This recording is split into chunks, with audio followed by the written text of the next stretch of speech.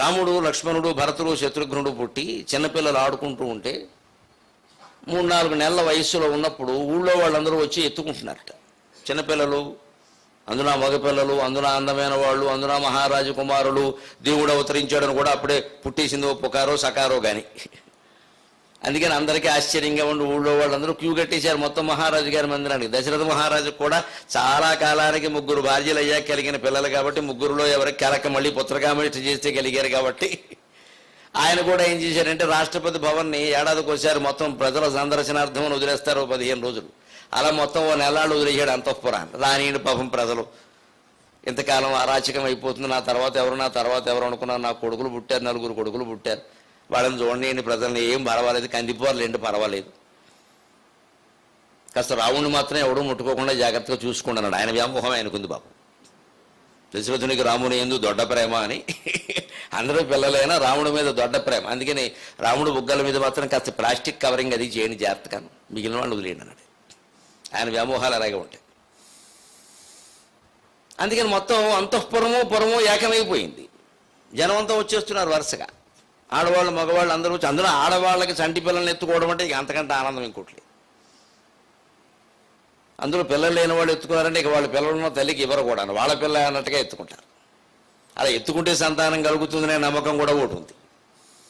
అందుకని ఎవరు వదలట్లేదు. కానీ రామలక్ష్మణులు ఇద్దరూ ఎత్తుకున్నప్పుడు విచిత్రంగా ప్రవర్తిస్తున్నారు. విశ్వనాథ సత్యనారాయణ గారు, ఆయన మరో వాల్మీకి కాబట్టి, తెలుగు వాల్మీకి కాబట్టి, ఆయన ఆ రహస్యాన్ని గమనించి చమత్కారంగా పద్యం చెప్పాడు. రామచంద్రుండు సర్వమూర్ధంబు చేతులు ఒత్తి చూచును పురుషులెత్తికొనినా. రాముడు ఆడవాళ్ళు ఎత్తుకుంటే ఏమీ మాట్లాడలేదు, చక్కగా రాముడు మంచి బాలుడు అన్నట్టుగా ఉంటున్నట్టు. ఇలాగ మగవాళ్ళు ఎత్తుకుంటే మాత్రం ఏమైందో తెలియదు ఆయనకి. మూర్ధంబు, ఈ తల పట్టుకున్నాడు, తడుగుతున్నట్టు, మూర్ధ భాగాన్ని తడుగుతున్నట్టు. ఎందుకు ఆ పైన ఈ భుజాలు తడుగుతున్నాడు, చేతులు తడుగుతున్నట్టు. సర్వమూర్ధంబు చేతులు ఒత్తి చూచును పురుషులెత్తికొనినా. ఆడవాళ్ళు ఎత్తుకుంటే ఏమీ మాట్లాడట్లా, మగవాళ్ళు ఎవరైనా ఎత్తుకుంటే మాత్రం ఈ తల తడుగుతున్నట్ట, ఈ భుజాలు కూడా తడుగుతున్నట్టు. ఎందుకు? అదే రహస్యం.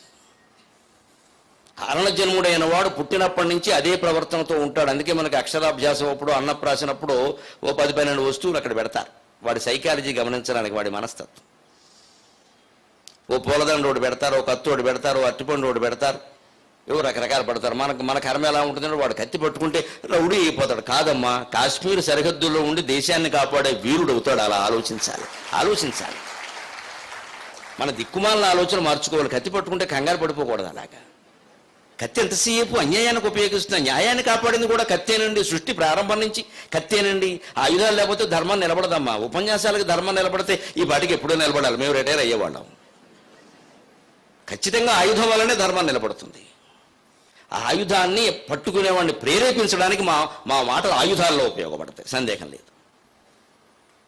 ఆ వీరుణ్ణి ప్రేరేపించడానికి మా మాటలు ఆయుధాల్లో ఉపయోగపడతాయి. కానీ మాటల ద్వారానే అన్ని జరిగిపోతే ఎప్పుడూ సాధించేవాళ్ళం అండి. నేనవ్వండమ్మా, ఆ మహానుభావుడే సాధించేవాడు. ఆయనకంటే ఎక్కువ మాట్లాడామా? ఆయన ఇంకా కత్తుల్లాంటి మాటలు మాట్లాడాడు. ఆయన వెళ్ళిపోయాడు. మళ్ళీ సమాజం డాయ్ కుక్కతోకే. పైగా మనం ఏమంటాం, మరో వివేకానందుడు పుట్టాడు, మరి నువ్వు చపాతీ తింటూ కూర్చో, పుడతారు ఇక్కడ. మరో వివేకానందుడు పుట్టాడు, ఈయన ఏం చేయడు, ఇక్కడ చపాతీ తినేస్తాడు. మరో వివేకానందుడు నువ్వెందుకు కాలేవు ఆలోచన చేయడం కూడా. మనం ఎక్కడవుతాం, తోసేస్తాడు వెంటనే. మహాపురుషుల నుంచి పొందవలసిన ప్రేరణ అది. మనం ఎందుకు కాలేము ఆలోచన. వాళ్ళు మళ్ళీ పుట్టమేటండి, ఇదివరకు పుట్టిందే దండగానే వాళ్ళు ఎడుతుంటే. పొరపాటున గాంధీ గారో పరమహంసో వివేకానందుడు మళ్ళీ వస్తే అయ్య బాబోయే 5 నిమిషాలే వెళ్ళిపోతారు, ట్రాఫిక్ జామ్ కంగారు పడిపోయి. మనకెందుకు గొడవని వాళ్ళు ఉంటారు ఇక్కడ. ఇప్పుడు 100 ఏళ్ల క్రితం 1000 ఏళ్ల క్రితం పుట్టారు కాబట్టి వెళ్ళిపోయారు, గొడవ లేదు. ఇప్పుడు ఉంటారా? మళ్ళీ పుట్టాలంటే మన బద్ధకం. మనం ఏమీ చెయ్యం, వారెవరో పుట్టేదో చెయ్యాలి. అలా భగవంతుడే స్వయంగా ఆవిర్భవించినప్పుడు ఆయన తత్వం ఎలా ఉంది అంటే, ఎవరైనా మగవాళ్ళు ఎత్తుకుంటే తల తడుగుతున్నట్ట, భుజాలు తడుగుతున్నట్టు, చేతులు తడుగుతున్నట్టు. ఎందుకు? దేవతలు ఇందుకు వైకుంఠానికి వచ్చి రావణాసుడు మమ్మల్ని నానా బాధలు పెడుతున్నారండి, కాపాడండి అన్నప్పుడు ఆయన సహజంగానే ఆధార్ కార్డు ఏమైనా ఉందా, దానికి పాన్ కార్డు జత చేసి నాకు ఇవ్వమన్నాడు. ఆయన మామూలు ఆధారాలు అడుగుతారు. రావణాసురుడు అంటే ఎవడు? భూలోకానికి వెళ్ళి హైదరాబాద్ అమీర్పేట బస్ స్టాండ్లో నిలబడి రావణాసురుడు ఎవడంటే ప్రతివాడు రావణాసురుడు ఏం చేయమంటాం అంటాడు. ఎవడో చెప్పడం కష్టమండి, ఇద్దరు ముగ్గురు ఉంటే చెప్పొచ్చు, ఓ ఈ ముందున్నారు ఏం చెప్పమంటే ఎవరు చెప్తారు? గుర్తులు ఉండాలి కదా పుట్టుమచ్చలో ఏవో. అందుకే రావణాసుడు ఎలా ఉంటాడని సరదాగా అడిగాడు విష్ణుమూర్తి. అడగాలి కదా మరి, అన్నీ నాకే తెలుసు అంటే వాళ్ళేమంటారు మరి తెలుసున్నప్పుడు ఇంతవరకు ఎందుకు అవతరించలేదు? తక్కువ వాళ్ళు కాదు భక్తులు. అందుకే ఆయన ఏమీ తెలియనట్టుగా చంపమన్నారు, బాగానే ఉంది, వాడు ఎవడో చెప్పాలి కదా. పొరపాటుని ఎవడో వేసేసామనుకో బాగుండదు అబ్బాయి, అనవసరంగా పోతాడు ఎవడో. రావణాసురుడు ఎవడో ఎలా ఉంటాడో చెప్పండి అంటే దేవతలన్నా వాడు తంతు ఉంటే పరిగెట్టమే సరిపోయిందండి, వాడు పుట్టుమచ్చలన్నీ మేము లెక్క పెట్టామా, ఆధారాలు చెప్పమంటే ఏం చెప్పమని. వాడు ఒరే కాసేపు ఆగరా, నీ పుట్టుమచ్చలు చూడాలంటే ఆగుతాడా? తంతు ఉంటే వెనకాల, వాడు తంతు ఉంటే దేవాంధ్రలోకం ఖాళీ చేసి పరిగెట్టాం. ఆధారాలు మేమేం చెప్పండి, అందులోనే కాస్త తెలిపోయినాడు. ఊరుకోవయ్యా నీకు చెప్పడం తెలియట్లేదు వాడికి పెద్ద ఆధారం ఉంది అని చెప్పి వెంటనే చెప్పాడు. 10 తలకాయలు ఉంటాయండి, దశకంఠుడండి. ఇంకేమీ ఇంతకంటే పెద్ద పుట్టుమచ్చే ఉంటుంది అసలు. 10 తలకాయలు ఉంటాయండి, 20 చేతులు ఉంటాయండి, వాడండి రావణాసురుడు, మీరు చంపవలసింది వాడిని అనగానే ఆ విష్ణుమూర్తి మనసులో సంకల్పం చేశాడు. 10 తలకాయలు ఉండేవాడిని 20 చేతులు ఉన్నవాడిని వెయ్యడమే నా సంకల్పం అని జీవుళ్లాగే సంకల్పం చేసి సరిగ్గా అదే సంకల్పంతో కౌశల్య గర్భంలో పడ్డాడు. అందుకే ఎత్తుకుందుకు వచ్చిన ప్రతి మగవాడిని తలకాయలు చూస్తున్నాడు. 10 ఉన్నాయేమో వేసేద్దాం, ఓ గొడవ అయిపోతుంది.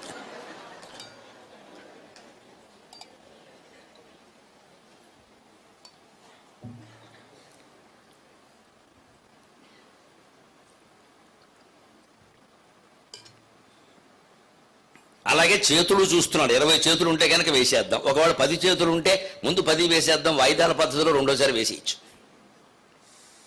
అంటే భగవంతుడు భూమి మీద అవతరిస్తే ఎంత తొందరగా వెళ్ళిపోదామని చూస్తాడండి. మనం ఎందుకు దుఃఖాలు పడుతున్నాము అంటే మనం ఇంకా ఏం బావుకుందామా, ఇంకా ఆయుష్య హోమం చేద్దామా, ఇంకా 120 ఏళ్ళు బతుకుదామా, ఇంకా దేశాన్ని తినేద్దామా అని ఆలోచిస్తూ ఉంటాం. 72 ఏళ్ళు పూర్ణాయుర్దాయం జ్యోతిష్ శాస్త్రం ప్రకారం. 82 వచ్చిన వాడు కూడా మృత్యువుకి సిద్ధంగా ఉండడు. ఇంకా బంధాలు తెగించుకోడు, కనీసం తగ్గించుకోడు, ఇంకా పెంచుకుందామని చూస్తారు. 82 ఏళ్ళు వచ్చాక మళ్ళీ మోకాళ్ళు ఈ మధ్య నొప్పెడుతున్నాయి. ఇప్పుడు నొప్పెడతావు, ఏం చేస్తావు? హిమాలయం ఎక్కుతావా? ఇప్పటిది ఏమైంది? ఎవరికో చెప్పడం ఏంటి ఆ విషయాన్ని? దరిద్రం ఎందుకు చెప్పాలి? సరే ఇంటికి వెళ్ళగానే బాధలు మొదలెడతారేంటి, సుఖాలు చెప్పకుండాను? ఎవరిని పలకరించినా బాధలే. అందుకే ప్రపంచం బాధమే. నిజంగా బాధలు లేవండి, మన మనసులో ఉన్నాయి ఈ బాధలన్నీ. ఈ మధ్య బాగాలేదు, ఆ మధ్య బాగాలేదు, బాగున్నది ఒక్కడు చెప్పడు. అంతకుముందే 2 లక్షలు నొక్కేసాడు బ్యాంకులో, చెప్పడు ఆ విషయాన్ని. నేను అనుకోకుండా 1 లక్ష కలిసి వచ్చిందని చెప్పడు, చెప్తే అప్పుడుగుతాడేమో అని బెంగ. మోకాళ్ళ నొప్పులు చెబుతాడు మనం వెళ్ళేసరికి. ఇక్కడ సంత ప్రతివాడు దుఃఖాన్ని చెబుతాడు, బాధను చెబుతాడు, సంతోషంగా ఉన్నానని చెప్పడు. అందుకే లోకంలో సంతోషం ఉండదండి. ఇప్పుడు సంతోషం ఎక్కడో లేదేమో మన మనసులో ఉంది. ఎవ్వరు మన పలకరించినా సరే అనారోగ్యాలు కానీ, బాధలు కానీ, సమస్యలు కానీ మనం చెబుతున్నామంటే మనకి భగవత్తత్వం కాదు, మనతత్వం కూడా ఏమీ అర్థం కాలేదని అర్థం. ఎవ్వరు ఏ పరిస్థితుల్లో క్యాన్సర్ వచ్చి రేపు చచ్చిపోవడానికి సిద్ధంగా ఉన్నవాడు కూడా ఎలా ఉన్నామంటే బ్రహ్మాండంగా ఉన్నా, నేను కూడా తీసుకుపోతా అని చెప్పాలంతే. పోతాడు, మనతో పాటు వాడు వస్తాడు. వాడు ఏటు ఉండేది? ఇప్పుడు క్యాన్సర్ రాదు, ఇంక ఉండి ఏం చేస్తావు? ఇక్కడ చేసే మహత్తర కార్యక్రమాలు ఏమైనా ఉన్నాయా? దేశ సేవ ఏం లేదు కదా. మన స్వార్థం తప్పితే దేశ సేవ ఏం లేదు. బతికేమిటి చేస్తాం? ఆ బతుకు మీద ఎంత కాంక్ష అంటే ఇంకా సాగదీసి ఈ రూపు ఏదైనా చిన్న అవయవం మోకాళ్ళు మోచేతులు దెబ్బతినేసరి కొంపలు అంటుకుపోయినట్టు బాధపడిపోయి అది ఒక్కటే ఉంటే ఏదో సంజీవ పర్వతం తెస్తాడేమో ఈయన లక్ష్మణమూర్తి కోసం. దానికోసం మొత్తం డాక్టర్లు రోజుకో 30 బెళ్ళలు మోకాలికి.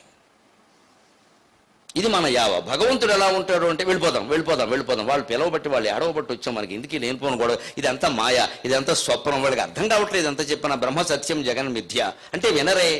సత్యం నిజం అంటాడు, కనపడుతుంది అంటాడు. కనపడుతున్నవాడు కూడా మాయేరా అంటే వినడు. కలలో మనం ఉన్నాం, రూపం ధరించాం, రోజు చూస్తూనే ఉన్నాం. కలలో మన రూపం మనమే ధరించాం, ఇతరుల రూపాలు కూడా మనమే ధరించాం. ఎవరూ లేరు అక్కడ. అన్ని రూపాలు మనమే ధరించి ఆడుకుంటున్నాం. పోనీ కనీసం మన రూపం మనం ధరించేమని ఒప్పుకోవాలి కదా. మనం పడుకునే ఉన్నాం కదా, 6 అడుగులు 3 అంగుళాలు కలేపురం పడుకునే ఉంది కదా అక్కడ. మళ్ళీ ఆ లోపల ఇంకో రూపం వచ్చిందండి కళ్ళలో. మరి ఎవరు? మనమే 2 రూపాలు ధరించాం. ఆ కళలో ఉన్నదంతా కళ్ళలో ఉన్నంతసేపు నిజమే అనుకున్నాం. బయటకు వచ్చాక తెలిసింది అది నిజం కాదని. అప్పటికే చెమట పట్టేసింది భయం కారణంగా. లేదు ఏమన్నా శృంగార భాగాలు అనుభవించుకుంటే ఆ చిహ్నాలు కనపడుతున్నాయి, భయపడితే భయ చిహ్నాలు కనపడుతున్నాయి. ఏది ఉంటే అది కనపడుతోంది, శరీరం మీద కనపడుతోంది. మరి ఈ శరీరం ఎక్కడే పడుకుంది, ఇది ఎక్కడికి వెళ్ళలేదు. ఆ రైలు ఎక్కింది ఎవరు, ఎక్కలేక పడిపోయింది ఎవరు, యాక్సిడెంట్కి గురైంది ఎవరు, బేరమని అరిచింది ఎవరు, బయటకు రాగానే రైలు లేదు, పడిపోవడం లేదు, హాయిగా ఉన్నాం మంచం మీద. మరి ప్రమాదం ఎక్కడి నుంచి వచ్చింది? ఆ రైలు ఎవరు, ఆ పడిపోయింది ఎవరు? మనమే కదండి. ఆ రైలు కూడా మనమే. రైలు ఎక్కడి నుంచి వచ్చింది? మనమే. మన మనస్సు ధరించిన చిత్రం. పడిపోయిన వ్యక్తి మనమే. మనమంటే ఎవరు? మనం పడుకునుండగా మన మనస్సే ధరించింది. ఇంత మనస్సు, మన మనస్సు ప్రతిరోజు పడుకున్నప్పుడల్లా మనం మాయ చేస్తుంది. ఈ మనస్సును పరిశీలించుకోవడం మానేసి మనం 14 లోకాలు తిరుగుతాం. కాశీ దగ్గర నుంచి రామేశ్వరం వరకు మొత్తం తిరుగుతాం, మనస్సును పరిశీలించుకోం. ఎందుకంటే మనస్సును పరిశీలించుకుంటే అసలు నిజాలు బయటకు వస్తాయి, రహస్యాలు తట్టుకోవడం కష్టం, బాంబులు పేలుతాయి. నువ్వేం చేసావు అని ప్రశ్న వస్తుంది, అది మనకి ఇష్టం ఉండదు.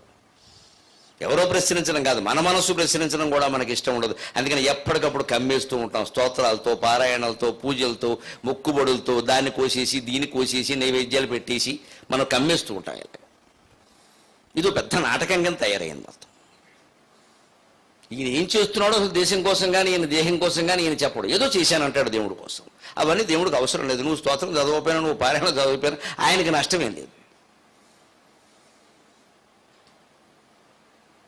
అదే సమస్య. మనం ఆలోచించాల్సింది మన మనస్సు గురించి. దేవుడు ఎప్పుడు దాని గురించి ఆలోచిస్తాడు. అందుకే కడుపులో పడగానే ఆయన అనుకున్నాడు, నాకు వేరే పని లేదు, సింగిల్ పాయింట్ ఫార్ములా, 10 చేతులు 20 చేతులు ఉన్నవాడిని, 10 తెలకాయలు ఉన్నవాడిని వేసేయడమే.